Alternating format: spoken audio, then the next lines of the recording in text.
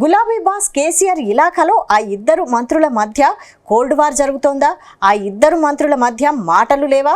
ఇటీవల ఇద్దరూ కలిసి పలు కార్యక్రమాల్లో పాల్గొన్నా మాట వరుసకు పలకరించుకోలేదా? ఆ మంత్రి జిల్లాకు ఇన్ఛార్జిగా రావడాన్ని మరో మంత్రి జీర్ణించుకోలేకపోతున్నారా?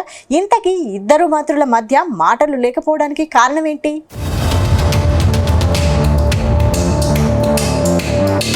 కాంగ్రెస్ పార్టీ అంటేనే 3 గ్రూపులు 6 తగాదాలు.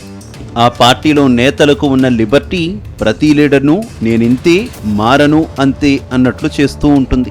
మండల స్థాయి నాయకుడి నుంచి మంత్రి వరకు ఒక్కొక్కరిది ఒక్కో స్టైల్.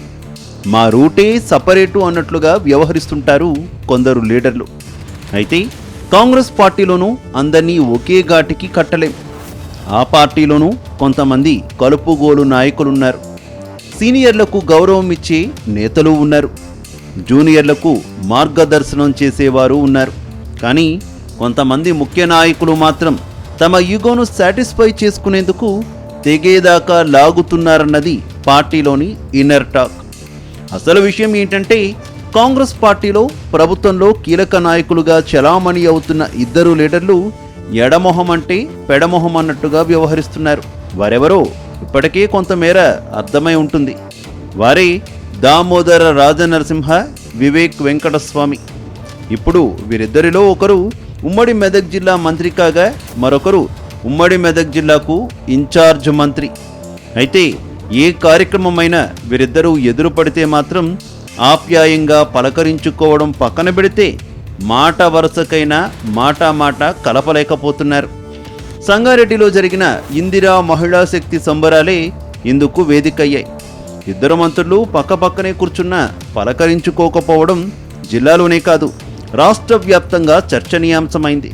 స్టేజ్పై వీరిద్దరి హావభావాలు చూస్తే ఒకరు ఎడ్డెమంటే మరొకరు తెడ్డెమన్నట్టుగా స్పష్టమైంది.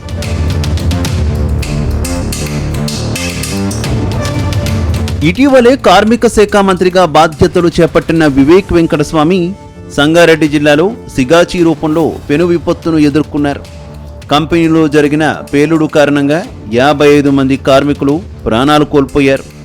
అయితే ప్రమాదం జరిగిన రోజు కూడా మంత్రులు దామోదర రాజనరసింహ, వివేక్ వెంకటస్వామి సంఘటనా స్థలంలోనూ ఆసుపత్రుల్లోనూ ఎడమొహం పెడమొహం అన్నట్టుగానే కనిపించారన్నది పార్టీ నేతల నుంచి వినిపిస్తున్న డైలాగ్. అయితే సిగాజీ ప్రమాదం జరిగిన సందర్భంగా కార్మిక శాఖ మంత్రిగా వివేక్ వెంకటస్వామి ఘటనా స్థలానికి రావడానికి సమయం పట్టడంతో దామోదర రాజనరసింహ దాదాపు గంటన్నర పాటు వెయిట్ చేశారు. ఇద్దరిలో ఒకరు నేను జిల్లా మంత్రిని అంటే ఇంకొకరు జిల్లాకు ఇన్ఛార్జ్ మంత్రిని అన్నట్టుగా వ్యవహరించడంతో పార్టీ కేడర్ తెగ కన్ఫ్యూజ్ అవుతున్నట్టు తెలుస్తోంది. ఎవరి వెంట తిరిగితే ఎలాంటి తలనొప్పి వస్తుందో అంటూ నేతలు కేడర్ గుసగుసలాడుకుంటున్నట్టు తెలుస్తోంది.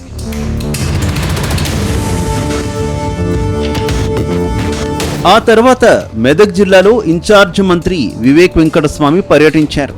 నరసాపూర్, మెదక్ పర్యటనలో పలు అభివృద్ధి కార్యక్రమాల్లో పాల్గొన్నారు. ఈ పర్యటనకు జిల్లా మంత్రి దామోదర్ రాజనరసింహ మాత్రం దూరంగా ఉన్నారు. కేవలం సంగారెడ్డి జిల్లా పర్యటనకే ఆయన పరిమితమయ్యారు. సింగూరు జలాలను విడుదల చేసే ఇతర కార్యక్రమాల్లో పాల్గొన్నారు మంత్రి దామోదర. అయితే నర్సాపూర్లో కళ్యాణ లక్ష్మి చెక్కుల పంపిణీ చేసిన వివేక్ వెంకటస్వామి మెదక్ జిల్లాలో అధికారులతో సమీక్ష నిర్వహించారు.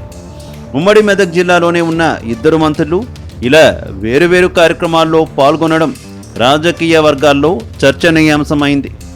అంతకుముందు మంత్రులు సంగారెడ్డిలో ఇందిరా మహిళా శక్తి సంబరాల్లో పాల్గొన్నా, ఒకే వేదికపై కూర్చున్నా మాట వరుసకు కూడా పలకరించుకోకపోవడం హాట్ టాపిక్గా మారితే మరుసటి రోజే ఒకరు సంగారెడ్డి మరొకరు మెదక్ జిల్లా పర్యటనకు వెళ్లడం వారిద్దరి మధ్య ఉన్న విభేదాలను బయటపెట్టిందని పార్టీ నేతలు చర్చించుకుంటున్నారు.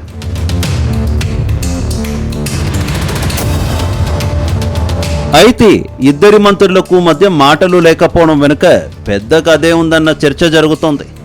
గతంలో ఎస్సీ వర్గీకరణ సమయంలోనూ దామోదర రాజనరసింహ, వివేక్ వెంకటస్వామి వాదం పరస్పర వ్యతిరేకంగా కనిపించింది. ఎస్సీ వర్గీకరణ ఏ ఒక్క కులానికి మతానికి వ్యతిరేకం కాదని దామోదర రాజనరసింహ అన్నారు. రిజర్వేషన్ల కేటాయింపు 2011 జనాభా లెక్కల ప్రకారం చేశామని, ఎస్సీ రిజర్వేషన్లపై ఎవరికీ ఎలాంటి అనుమానాలు లేవని స్పష్టం చేశారు. అయితే ఎస్సీ వర్గీకరణలో రోస్టర్ విధానం వల్ల మాలలకు జరుగుతున్న నష్టాన్ని సీఎం రేవంత్ రెడ్డి దృష్టికి తీసుకువెళతానని కార్మిక శాఖ మంత్రి గడ్డం వివేక్ వెంకటస్వామి చెప్పడం అప్పట్లో చర్చనీయాంశమైంది.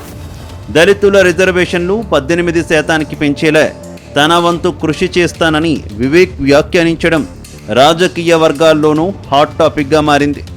ఏది ఏమైనా కాంగ్రెస్ ప్రభుత్వంలోని ఇద్దరు మంత్రుల మధ్య విభేదాలు కార్యకర్తలను గందరగోళంలోకి నెట్టేశాయని అంటున్నారు.